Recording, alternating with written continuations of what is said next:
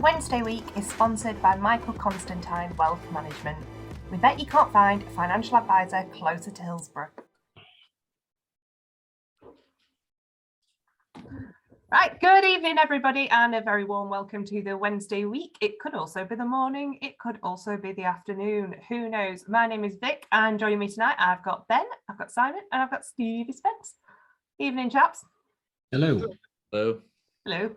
So it's been quite a nice week, hasn't it? I think I'm surprised we've not had everyone clamouring to get on this week. Normally, when we've been shy, nobody wants to record. It's only Ben turns up. And then now we're playing well. Ash can't be bothered. So sod him. Right. Let's go back to Charlton. Simon. Yes. Byers. I know you've been harping on about him today. I thought I'd hand this one over to you. Obviously, he's got another goal. Oh, he is absolute class. We were sat in a bar in Lanzarote and watched it. And he was, well, to be honest, the whole team were class from start to finish, I thought. Charlton we drew with them at the start of the season. I seem to remember they were one of the teams that were put to get promotion this season. I think there was some heavy investment in the side. And they didn't even trouble us. They didn't trouble us. It was a walk in a very muddy, sandy park. But no, and George Byers, every match he gets better and better and better. I would never wish an injury upon anybody, but the injury to Fizz resulted in him coming to the side. And we've got a midfield now of him, Bannan and Luongo, which I mean, they've kind of swapped places in the treatment room, haven't they? Him and Fizz, really. Yeah. And I would say that we've got a midfield now that can play in the Championship, let alone League One. A great goal, fantastic, well taken goal. Assist, I think, was from Bannan. Was the ball in from Probably. Bannan? Great goal, great header. Lovely place. He knew where he was going, didn't he? And he basically controlled him and Luongo do the dirty stuff. Although he's got a pass in him as well. He has got a really good pass on him as well. And then they let Bannan then, which is nice to see. And I know we've been talking about Barry today, and I'm sure we'll talk about Barry later on the podcast. It allows him to get further forward, which is something we've moaned about all season, is the fact he plays too deep. He's been playing too deep, and he did that last season as well, trying to search and look for that ball. And, Byers and Luongo allow him now to get further forward. And that's why we're now seeing the Barry Bannan that we were hoping to see at the start of the season. Yeah, I think as well, I think with Bannan, it's a confidence thing and not confidence in himself, because I think he'd be the first person to say he has probably too much confidence a lot of the time. But I think it's confidence in the people around him. And if he feels like he has that opportunity to run forward, if you look before, he was constantly trying to pick up where things were going wrong at the back. And especially when Peacock Farrell was in a bit of a bad run, it all kind of, I think Bannan takes a lot of it personally as well, doesn't he? And he said himself that this club is his home now, and his fiance and his daughter live and breathe Wednesday. They've moved here now. I think he's bought Fletcher's house. Is that right? Ben, 2-2 for Mr. Patterson. What do you think about that? 3-3. Well, yeah, but we've not got there yet. That was last night. 2-2 then. 2-2 for now until we move on. I've stuck by him all the way through, really, and rightly or wrongly. He's not really a goal scorer, albeit he has chipped in. But they're all goals where he's putting his head where a lot of people won't put the foot, or we'll get on to last night, but barreling through a centre half and then pointing it back at net. Absolute shit out, basically, to coin a Dan Fudge phrase.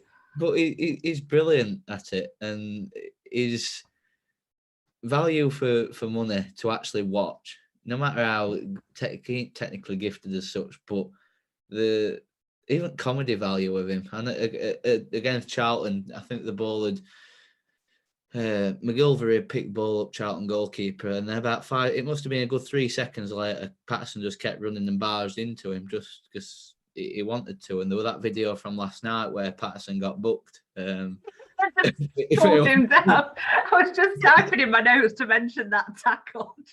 Just literally ankle grabbed him, and that was it, flat out. He's been brilliant since coming back into the side at half time against Doncaster, and we've said we'll miss Gregory and Windass, and we have, but he's filled in quite admirably for me. Yeah, and I think he seems to be getting faster in the last couple of games. He seems to be, unless he's just been able to run a bit more and he's got that freedom, but I've seen him move a lot faster than what I seem to remember he did before. Obviously, he still looks like he's 87 and he's like pottering along, but what a guy. I love him. So, Steve, got to mention Magic Johnson. What a man. That ball through was just electric. That was, I mean, there's been a few now, but the ball for the goal was it Bannan's goal? Am I going mad? It was Bannan, wasn't it? On Saturday, was it Pato's goal? Patterson. Was it Patterson's? Yeah, of course it was Patterson's goal. Yeah, so that ball through was just like so cleanly picked. And I think we're seeing more and more of that from Johnson, aren't we? I think it's, do you know what? His delivery just gets better and better. I think the angles that you find as you watch him throughout different iterations or situations within the game, you can see that the ball will be played over the top, and I think it plays a lot to the fact that we've changed the style of play that we've sort of tried to employ, and I think that their noises that have come out of the club, certainly since we've gone on this run, that people are now saying they feel a little bit more comfortable and confident in terms of the way that we're playing. We've gone from playing those tippy-tappy, ticky-taka sort of, we're going to play the 5 yards and try and play our way through teams and get right into the sort of the 6 yard box, and sort of try and pass the ball into the goal to very much so. And I've seen the difference in it going much more direct. And I think it's probably a coincidence that we've now got these settled wing backs. One of the things that I would say over the last sort of 4 or 5 games is the revelation of a player for us was Mendes Lang. And it's a testament to Jack and to a lesser extent Johnson, because Johnson would have played anyway, that we're not really talking about him being a big miss. And I think he was the player when he came in and went on that sort of 2-3 match run. To go back to Johnson, the balls that we play that go a little bit more direct, we seem to be running into corners, and he just seems to have a knack of being able to whip his foot around. He can literally get it on the line, can't he? Like, it'll go right on the line and he'll still get it in into like the 6 yard box from any angle. And it's one of those things where you kind of go, we've overhit that. All right, we're going to go recycle the ball. And there's almost an expectation in the crowd or amongst us fans that the ball's going to go dead, and he just seems to be able to retrieve it. And I think that's it's a phenomenal gift, and it's an absolute asset to us. It's not just that he's bringing to the game, though. I think he's recovering. His recovery play. He's playing a position that Corbinu, remember him, was playing much more. Was playing early in the season. Johnson seems to be able to get up and down. There seems to be a faith from Moore and a faith from the back line that we can trust Johnson to play as an actual left wing back. He can drop in a little bit when he needs to, and he's a lot more expansive when we go forward. Maybe not as flashy in terms of the lollipops and the things that he does with the ball at his feet, but in terms of his technique, the way that he plays, he can pick a pass, he can maintain and uphold possession for us. There was a strike. He scored the goal last night, but there was another strike on Saturday. It was very, very similar. That wasn't a million miles away. I think it actually went out for a corner. Marvin Johnson has been an absolute revelation in the last 2 months, and it's fantastic to see. I think what I found interesting with him, I agree with all of that you just said, but also the fact that I don't know the right way to phrase this because I don't mean it like how it's probably going to sound, but he goes through a game being relatively quiet in a sense that is a defender. Like, he doesn't seem to give away fouls. He's not getting booked every week. He's not getting into fights. He's just doing the right thing. But referees aren't keeping an eye on him. There's no do you know what I mean? Sometimes you might get a player in that sort of position who ends up getting booked every week or is constantly giving away fouls or whatever, but he just seems to just get on with his job. I think you're absolutely right. I think the thing that I noticed, and I know we're talking Charlton, but last night there were passages of play where honestly, chronological order. I know, but to the point being, because it happens throughout the different games that that he's been involved in. He's an outlet, and what I mean by that is he'll go and he'll if the game's being played down the right hand side, he's the person that you can get the ball out to on the other side. He's a person that can move the ball forwards or go and stand 10 yards further forwards. He's a person that when we've got our set plays, and I'm sure we'll talk about set pieces at some point in the next sort of half hour or so. I find it interesting that he was the player latterly or previously that was left on the halfway line, because I think with a player of his technique to be the last defender, with the sort of coming into the squad of Story, Gibson, and Hutch coming back in, that sort of moved Palmer back a little bit towards the halfway line, and now Johnson locks out. He locks out the edge of the area, which I think is probably the right position for him, or Bannan, depending on who takes corners, which is another thing. But no, I think he's been absolutely fantastic. And playing that outlet position allows him to be a go-to guy. But to your point, that means that he is going to sort of not drift in and out of games, but there'll be times where he is quite quiet and keeps himself to himself almost. If you watch his positioning during a game, he's always an outlet. He might not necessarily get the ball, but if you watch where he positions himself when we're attacking, so if we're attacking down the right-hand wing, there's always the opportunity to give it to him on the left. Yeah. And you sometimes, we obviously sit up high in the grandstand, and you're looking down, and you're thinking, this is crying for a pass to Johnson here. It's crying for a pass, because he seems to find himself space. Yeah. And like Steve says, I think that's down to the fact that his defensive duties have been relaxed slightly. That might be with the defenders that we brought in. But before, when he was going through a bit of a torrid time and we weren't particularly sold on him, he would get to the halfway line and then stop. And now he's far more the 1-2s he does with Luongo, Byers, Bannan in midfield, and then running into space. And like you say, the crosses he puts in, you think to yourself, well, if we had, all well and good with Pato and Canberra, the workhorses, but with the way he's been playing, it's crying out for Gregory up there, isn't it, to getting onto those sort of balls, which hopefully will come, hopefully in the next few weeks, and then we can kick on. Allegedly by Saturday, we shall see. Then just quickly on that, we're talking about injuries. Obviously, the Charlton game saw Gibson back in the side, and also Big Dom was back on the bench. Like, that's got to be a huge lift just to team morale, hasn't it, to get Iorfa back in the squad? Yeah, it just gives us more options. I think we've been fairly settled with Palmer, Story, and Hutchinson. Possibly a little bit more unsettled bringing Gibson in. Not that he had a bad game himself, but we just seemed a bit anxious at times, which I'm talking about last night. I'm not talking about last night. So all right then, so on Iorfa, does he get back in the side for you? If he walks out of that treatment room tomorrow and he can do a full 80 minutes, does he get back in? I think he's got to, because it's Dominic Iorfa, but who's he come in for? Palmer, and that's not that Palmer's been playing badly, Stevie.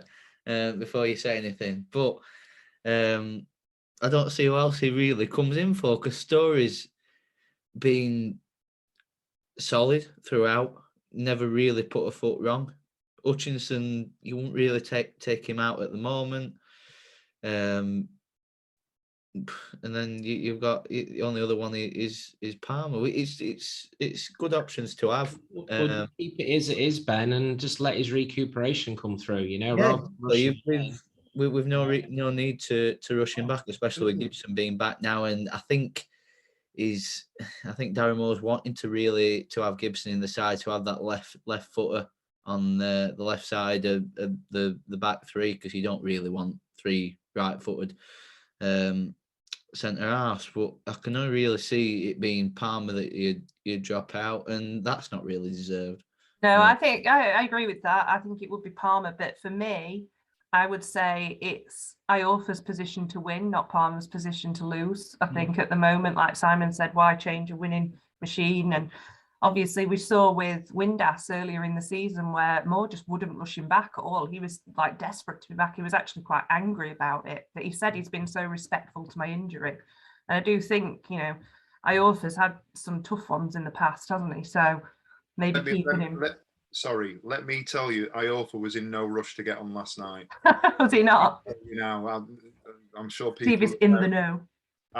Sat behind Moore. Is it Steve Howard, the fellow with the headset? They're rushing Iorfa down. They're trying to get Kieran Brennan to get him on. They're trying to get him to do his sprints. Dom, get yourself warmed up. Dom, get your sprints in. He's right down the corner flag, giving it the old.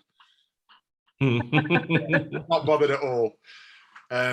Moore's turned around and said to Smith and the other fellas, I'm sure it's Steve Howard, he's turned around and gone, get him told. He turned around to Moore and gone, we're telling him.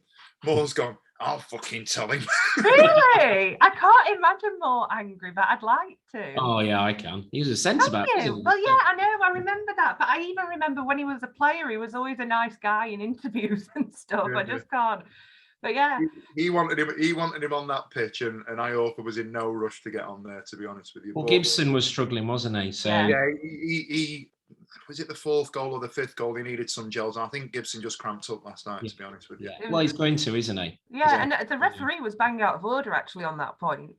When Gibson did cramp up and he went down, he was on the pitch. Granted, yeah, he was 3 or 4 foot away from the edge of the pitch, but it's not up to the referee to tell him to get off the pitch. Like that is something that the referee had also stopped play for Burton when it wasn't a head injury or anything. It was, I mean, the guy actually was limp. It was the quickest turn from a limp into sprinting down the pitch I'd ever seen. Yeah, and then their number 4 that was a massive shithouse, just like grabbed hold of him and tried to push him off the pitch. And assistant ref did nothing. I just thought I mean, at that point it was just petty anyway, because you know they were losing, and obviously he gave it as good back to their fans as he walked past, and there was stuff flying past him, and he just applauded them, which I found absolutely brilliant. So on to Darren Moore. This week has seen 1 year of Darren Moore at Hillsborough, and what a year it's been when you think about it. Like, you know, he's not been here like that long in terms of, you know, well, in terms of modern football, he's been here a bloody century, hasn't he? But if you think about it in terms of, you know, the grand scheme of things in the Wembley sort, where we've been from Wembley and then dripping and snakes and ladders sort of thing, he's not been here that long in that sense of time, but a year is pretty impressive under Mr. Chansiri at the moment. It's finally all coming together, isn't it, Ben? Is this, you know, we're 3 months in, well, 2 months into 2022, and is it finally working? Yeah, and I think we've spoke a bit about what's been a big part of that, and I think it is the midfield 3. I think keeping those 3 fit between now and the end of the season is crucial. That's what kept us going when we've lost Gregory, lost Windass, Mendes Lang, lost different players throughout the back 3, back 5, and now we've got those 3 back. They are good enough to win us games between the 3 of them and get others around and playing better. So I think that's where it's really clicked, that we were waiting for sort of 6 months from the start of the season until sort of a month or 2 ago. He's turned it around again, because I think around Christmas, around sort of start of January, losing to Sunderland, Shrewsbury, letting Corbin go, it were all quite negative.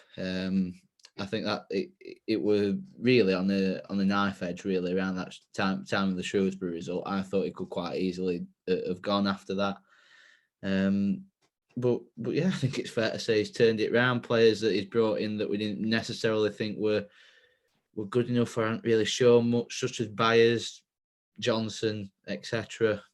Patterson started playing a little bit better. Got Luongo back, as I said, part of that midfield 3. It does feel like it's all clicked, which I think we all felt it was bound to do, but it was taking just a little bit while longer than we all expected.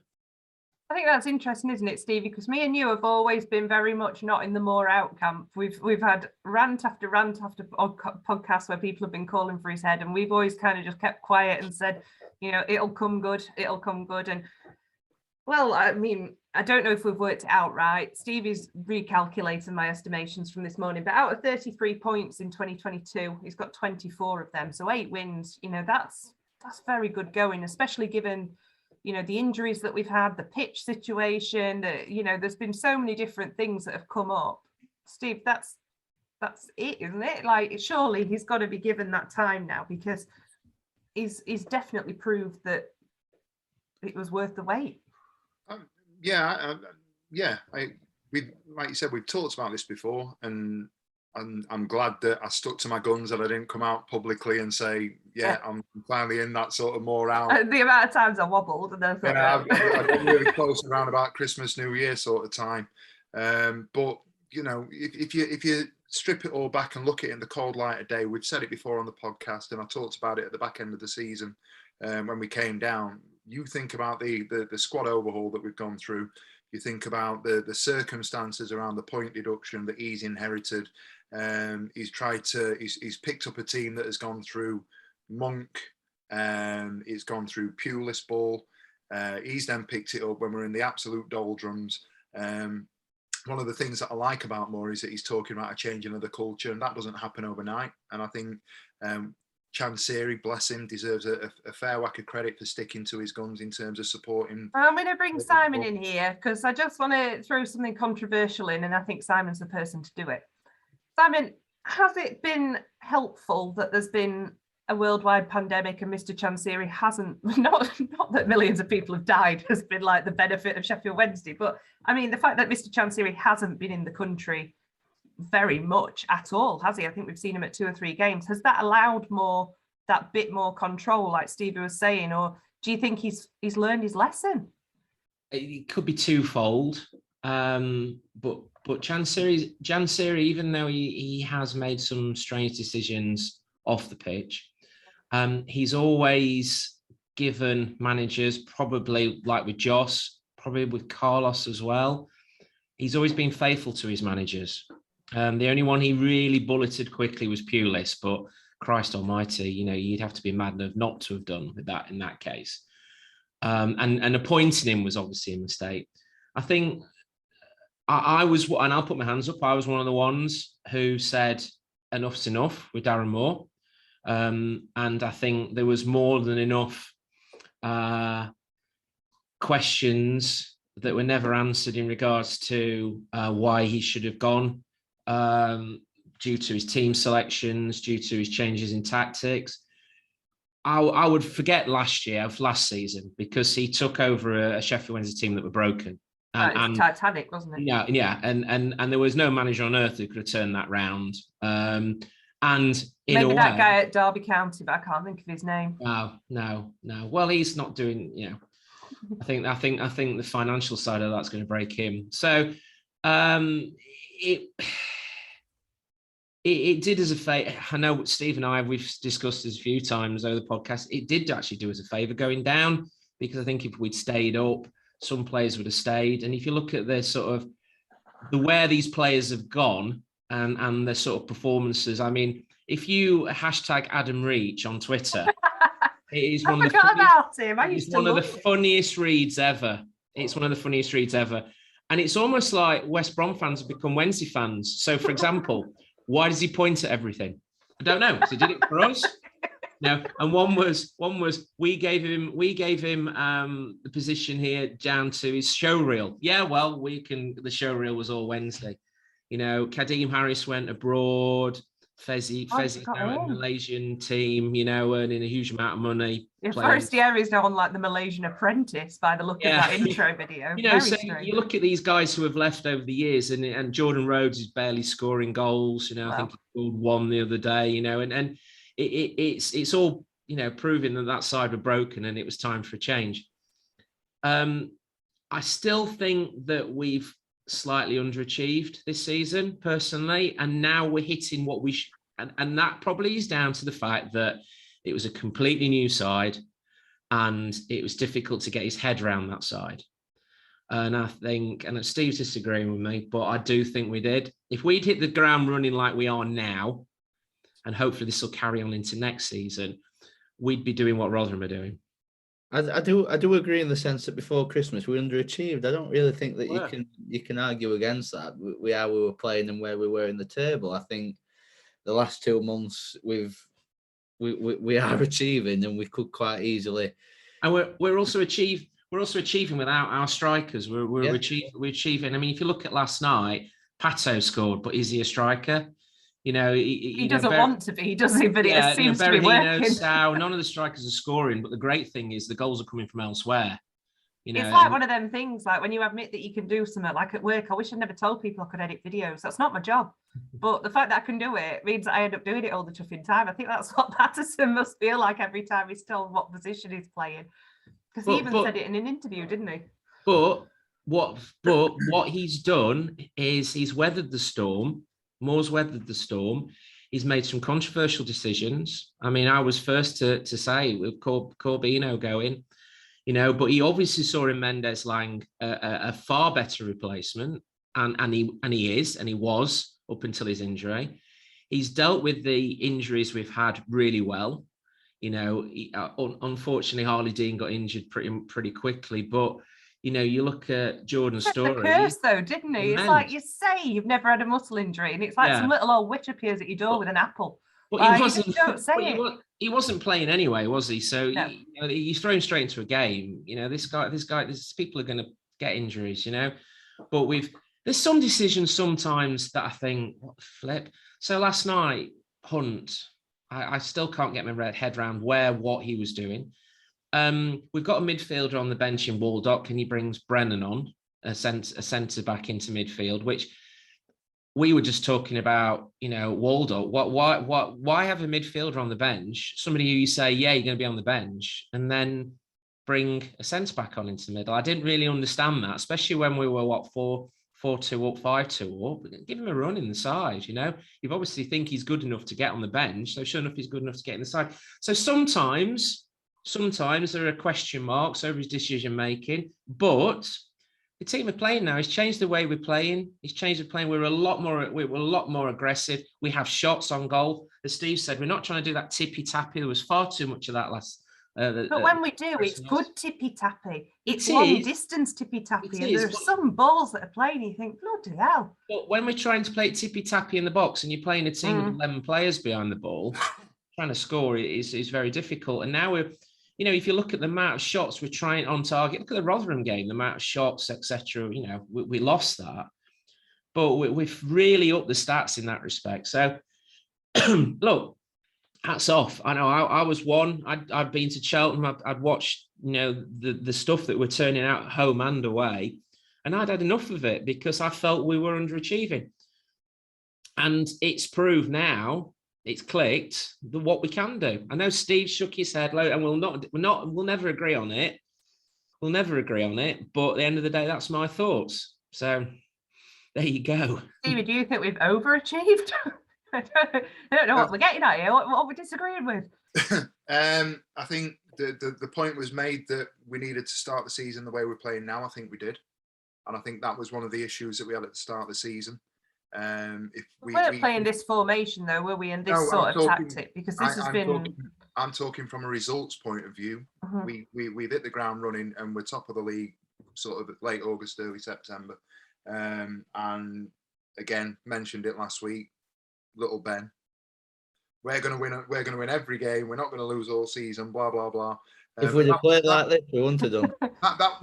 Listen, that was the feeling, but we were never going to play like this because of all the reasons. And I'm not being a direct sort of opposer of what's been said, but I think we've got to take into account. I don't think we can say that we've underachieved because we've not, even now, we've not had our first choice squad out. We've not had our first choice team out. We've not had our first choice 11. We've go back 10, 15 minutes or so, and we were talking about the fact that the midfield three are the reason that we're doing what we're doing. But you know, you go back, you look at the players that we've signed. Okay, the style of play might have been different, but I don't think Shadipo's been given a chance. And I'm not saying that I'm a proponent for anybody coming into the side over the few that have gone in there. The start of the season when we were flying, Adeniran was the greatest player we've ever signed. At the minute, I think it was Vic says he doesn't get in our side at the moment based on the three that are playing in the middle. And, you know, to be fair, on balance of play, probably right. There's an argument that if you look at the squad and the depth that we have in the squad and everybody's fit, it's great because we've got 6 centre halves that you could drop any one of them out and put somebody in and go at the minute because they're all getting back to fitness. We could turn around and go, do you know what? He can come out, Palmer can come out, and Iorfa could come in, and everybody knows my feelings about Liam Palmer. I won't be mad about it because it's Dominic Iorfa that's coming in. Gibson, I thought, was very good first half last night. I thought Gibson's shown bits against Doncaster. He's done okay for somebody who's missed basically 6 months of the season and then just dropped straight back in. Fantastic. Okay, I don't think we've underachieved. And the reason that I don't think we've underachieved is that I think that to a large extent, Darren Moore's operated with one hand tied behind his back because of the injuries that we've had. Well, I think now that we're coming out of that we're starting to see that things are settling a little bit. I don't think that means that, we've held on to the coattails as much as we have. And we've sat in 7th, 8th, 9th position with Hutchinson out, Luongo out, Windass out, Gregory out, Iorfa missing, Dunkley missing, all these players that have played at various points throughout the season. There's an argument that between the four of us, we'd say those 6 players, maybe not Dunkley, but those 6 players would walk into our collective first 11. That's half the side missing. So how can we sit here now, he said, being controversial and offering a balanced argument, how can we sit here now and say he's underachieved? I think when you think of it on balance of play, plus he's had his health issues, another bout of COVID, we've had the state of the pitch that you can't legislate for with the weather. I don't know what's going on there. We've got everything else that's going on behind the scenes. And we've brought in 13 players at the start of the season. I think now that the season's settled down and we're getting to that point where we're looking at it, and we can go back years and talk about the fact that we don't look at the league before Christmas. We've started looking at the league before Christmas. We picked up 24 bloody points. So I think let's draw a line there, guys. I think we'll all, when it comes to the end of the season, Simon, if we end up in 7th place, Stevie will guaranteed say that we've underachieved. So we'll see. Steve was quoted at the start of the season, if we don't go automatic with this team, then there's something wrong. Yeah, which to me is the definition of underachievement. You did say that. You did say that, Steve. Now let's go on to some really, really positive news. Let's forget about those 24 points in 2022. Topsey is getting surgery. They've raised the money, £10,000 to old Topsey the cat. So there's not been any update yet, but I'll find out and I will let you guys know, as I know it keeps you up at night then. So let's move on to Player of the Month. Who have you voted for on Survey Monkey Link? Ben? Not actually voted. I forgot to vote, but it would have to be. It could be a number of them, really, couldn't it? But for me, Marvin Johnson, and the way he's playing, he's quickly becoming Player of the Year for me. Not this month. I mean, Bannan's. You look at the the assists and goals that Bannan's got over the last 8 games or whatever, and it's hard to argue against him. It's hard to argue against Luongo, the way he's been playing. Same can be said for Byers. Same can be said for Story. There's a number of them now that you could say deserve it, but I think just basically on what we've already covered, he's one of the best crosses of a ball that I've actually.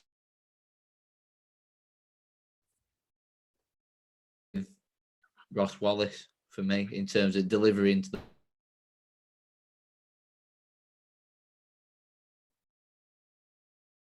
playing him at centre half, so that might have been something to do with it. Simon? I haven't voted either. Mine would be probably Luongo, Byers, or Neymar, as Ethan's called him. Those 3 players have really helped us kick on this month, and any one of those 3, I'd be happy with any one of those 3 winning. Stevie? One goal doesn't make a summer. Come on, think about this. I'd probably lean towards Byers because I think we're starting to see, and this is no disrespect to the other 2 players that Simon's picked, because I'd agree with that. We're starting to see him coming in. I think he has been the most impactful player during the month of February because Luongo had settled in. Johnson was starting to go on a run. So if you want to pick that player that you'd look at and go, Christ, he's done really well this month. We've got to a point where we know that Luongo's a very important player. Over a sustained period, we know that Johnson's starting to do bits. I think the impact that he had over the 3-4 games that he's played in that sort of month of February, Byers deserves it.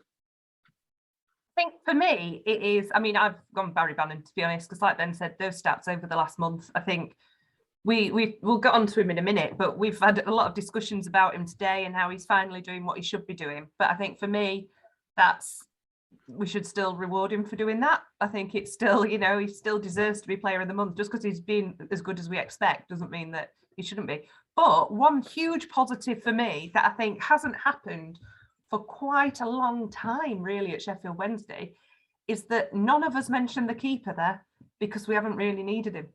And that has been, how many times have we relied on, your Kieran Westwood's one player of the month, and we've gone through stages where, even Peacock Farrell was saving him with his nose, with his little finger, with his left foot, all like through months on end. And actually we've not relied on him at all, have we? He's not really had to make many saves throughout the month. He was fed up on Saturday against Charlton. His decision making still worries me. Yeah, I mean, don't get me wrong. For me, I think there's been some howlers recently, but I think it's testament to the setup that Moore's got now, and the defence and even defensive midfield, really, that he's not been tested. And I think I agree. This will probably be one of the first times in a long time that we don't think about a keeper as player of the month. So let's move on to last night. What a night that was! A 7-goal El Clasico at S6. Barry Bannan, I just mentioned him then, obviously. Last night was one of his standout performances for me. I think we were back to the old Barry Bannan, and we've been debating it all day. And, Fudge came out with some right bollocks earlier, but he's had some anaesthetic. But I think, we've all kind of said, this is what we were promised in the start, wasn't it? This is what we expected of Barry Bannan, especially when we went down. And Simon said earlier, is my internet gone again then? No. It keeps coming up, my internet's unstable. Simon said earlier when we were chatting about it that, it's been 6 years to finally get him playing at this consistently good level. But the goals are coming as well. And I think that, for me, that is a huge add-on to his game. Ben? Simon? I think is anyone there? I think Can you hear us, Vic? Yes, I'm back now. Sorry. You all just like I think it's we've got this perfect storm, haven't we? We've got this perfect storm, and the midfield are, we always come down to this, don't we? Who's the first team sheet? It's got to be those three in the middle of the park, hasn't it? You look at obviously Byers didn't play last night, but you look at the passing. I thought Luongo was absolutely awesome last night. He was just complete baller, just amazing last night. Is he? Can I say the word? And Ben will probably disagree because he'll think he's better. Is he the new Kieran Lee? I don't think he's quite box to box as Kieran Lee. I don't think he's box to box as Kieran Lee, to be honest. I think Byers does a bit more of that. Yeah, I think he is. But in terms of a steadfast midfielder who would always be your first name on the team sheet, Luongo and Bannan are the two first ones you put on, and touch wood, he's no longer made of biscuits. So because he seems to put a lot of strong, tough tackles in, and he just gets back up. Is he going to get back up? And originally, I think when Luongo came back, we all thought that. But what it's creating is, and one of the massive issues that we've had with Bannan for playing, and the fact now he's getting in those positions where he can let off shots, and those 2 goals and the one we mentioned with the scissor kick before we came on there, where the keeper saved. Put it onto his. I wish that one had gone in, because I think of all of them, that was probably one of the best ones. Scissor kick that he did. It just allows him more freedom, and now we're seeing the Bannan that we richly deserve. He was hyped as this, the best. What was it? The best rated player in this league, outside the Premier League, really. Yeah, and I think his wings were clipped really with who was playing around him, and also I think sometimes his own personal demons that he has, where he tries to run everything, and sometimes is that down to he's got young kids. He had players around him he wasn't used to. With Byers, my mate says he's a Rolls Royce of a player. So you've got him, and you've got Luongo at the side of him, who's another Rolls Royce of a player. He's got trust in them, and he can just do what he wants, and that came to a head last night. And he was really, really good, but he was really good out of a number of other players who were good as well last night. I think for me, the cherry on the top for Barry Bannan is when he's starting to score goals. And there's been so many goals over the last few weeks that, you know, he said himself last night he wants to get into double figures. And I don't think that's unattainable at all, really. I'm not going to go there yet. Ben, Marvin Johnson, again, last night. What a man. What a man. What a performance. Obviously, we've mentioned it a little bit already, but 1 goal, 1 assist out of 5. Not bad, is it? No, again, another.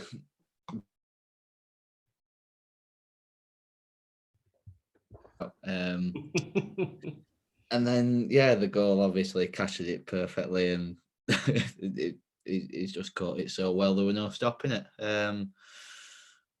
Yeah, just generally the deliveries that he's putting into the box. Sam mentioned it earlier. If Gregory were on the end of some of them, I think we'd probably get a few more than 5 at this point.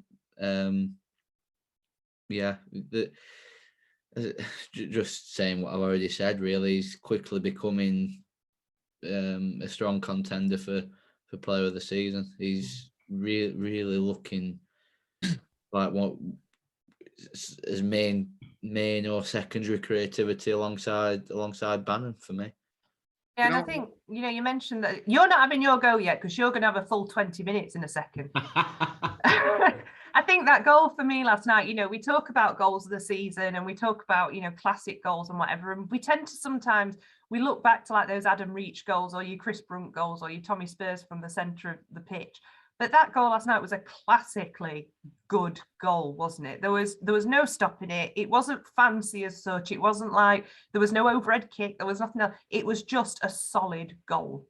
Yeah, I think it's on from most corners as well. The thing that we try to pull off against Rotherham, but for some reason we decided to Jack Hunt. stick Hunt there. Do you know what though? How desperate is Jack Hunt to score a goal? I've never wanted a person to score a goal more in my life. He wants to take penalties now, doesn't he? Yeah, well, I could take him. He's not going to score one, honestly. He won't score one. But yeah, there were a few times last night where it were on to just fizz it back to Johnson on the sort of the edge of the D. I'd bank on him putting it on target more than Hunt. So yeah, I think that might be something that we do before now in the end of the season. But yeah, he's just being class. Right, so there were 5 goals last night. Let's forget about the other 4. Go on. How did you rate him overall? You talk about Pato's goal. Yeah, I thought it was a great goal by Patterson, didn't you? Do you know what? Proud dad. I was so proud. Did he come over and go, "It's for you, that dad"? Do you know what he was like? Do you know what I like? Have you seen that video of Harvey Elliott's dad celebrating? I was in the middle. Shirt was off like that. I was in the middle of my sister and my best mate, and I didn't know which way to turn first, but they both got an absolute shake, and I think they're still rattling, to be honest with you. No, I'm in all seriousness, I'm just really, really pleased that he's at his moment in the sun, sort of thing, because he's very much maligned, and I know I don't post off the podcast, but I do my own little bits, and I know I get a little bit, but it's really nice to see that so many people interact and sort of support the fact that I'm just madly in love with Liam Palm. It's, you know, we talk for a homegrown lad to be able to do what he's doing, and the fact that he got into those positions last night, away from the fact it was Liam Palmer scoring the goal, the fact that our wing backs are getting into those positions and we're going that way with both of them, I think that's the main factor, isn't it? You know, Johnson down one side, whipping the ball in, and the fact that we've got somebody on the other side that's going in. When you look at it, we've got the 3 lads at the back. We've got those 5 players that are those 2 wide players of the 5 that are really looking to get forward, which means that we've got a trust in that midfield 3. And it does break. It was Hunt last night, wasn't it? Yeah. That are going to be there to sort of allow us to offer that little bit of a buffer. I was just dead chuffed. It meant a lot to see somebody I'm such a massive proponent of to go and score that goal. Is that his second this season as well, Steve? Yeah, he's absolutely prolific. He's doubled his best ever seasons.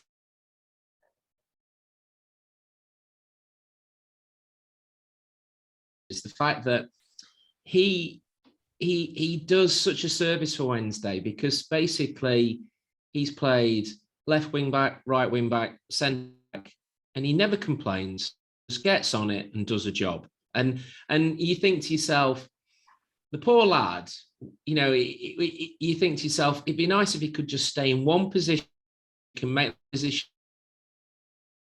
But I suppose the manager's got so much faith in him that he can play him anywhere across the back. I'm surprised they didn't play him more midfield last night instead of putting Hunt there, stay on the wing and Hunt being named. But no, great, well taken goal, brilliant, running in at the back post. You know, Pato's dummy to him, and just brilliant. Great for the lad, really great for the lad. He's played 3 different positions over 90 minutes in the last 2 games. He played he has. Yeah, he played 3 positions last night. He scored a goal. He's in and around absolutely everything when he needs to be. He's not the best player in the team, and I've always said this. He's not. You know, he's not up there with Johnson at the moment. He's never going to be a Luongo or a Bannan, but he is literally the heart and soul of the club for me. He's that person.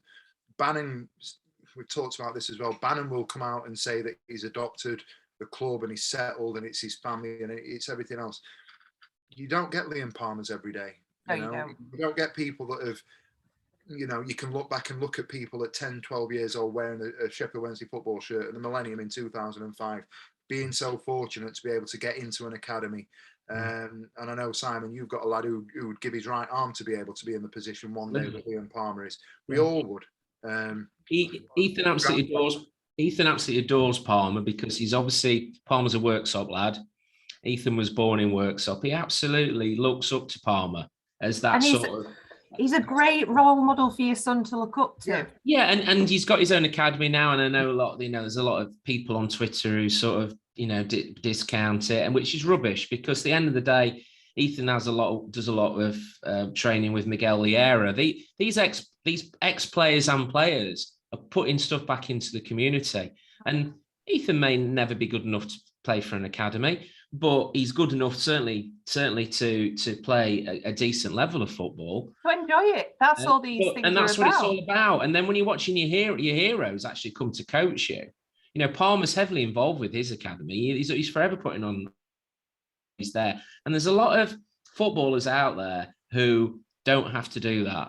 I mean, there's the other side of the city. You know, we're very fortunate that we've got 2 players who live and breathe the football club as a city, who have set up their own academies, because obviously there's the Billy Sharp Academy as well, and he's doing a very similar thing. And I think that for a younger generation in Sheffield, I don't know much about Billy Sharp, to be honest, but with Palmer, obviously he's also, we're saying about a role model. You know, this is a guy who you never hear about him getting into a fight in town. You know, as far as we know, he's married his childhood sweetheart. He's got like 10 kids. He's built his own house. He's set up this academy. He's still playing at Wednesday. For me, he's got to be the next testimonial player, hasn't he? Yeah. When it comes to an end. Do people still have testimonials? But well, yeah, I mean, Kevin Pressman will be fuming if he gets one, but don't let that happen again. But I think for me, he's one of those players that I think a testimonial is, you know, he's probably still got 3 or 4 years left in him yet. Don't get me wrong. He's the kind of player that will get a testimonial and then give it back to the community. Yeah. You know what I mean? He'll put it on. He'll give you know, do everything that he can. And I know that he's very much maligned on socials, and I know that he's divisive, and I know that people, even us guys today, have talked about the fact that we don't think he's been at his best. For me personally, I don't think he's done a lot wrong. You know, we've talked about Marvin Johnson. No, we've raved about Marvin Johnson. Marvin Johnson nearly cost us a goal on Saturday, but nobody ever talks about that because he's, you know, he does what he does. Yeah. Liam Palmer is steady away. He's a 7 out of 10 every week, and that's exactly what a side that's going to be pushing for promotion, going to be pushing for the playoffs, going to be getting to Wembley needs. I'm not saying he's the best player in our club.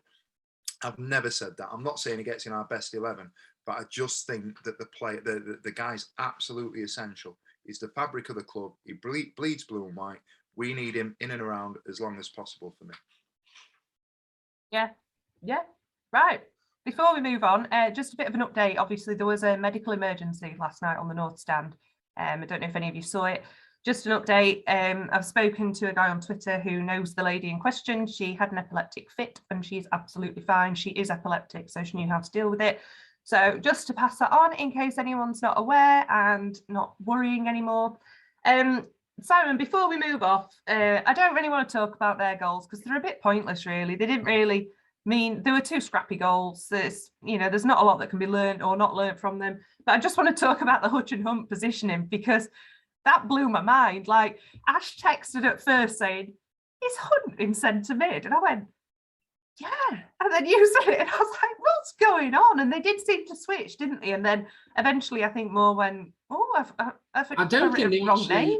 I don't think they actually switched until the second half. Yeah.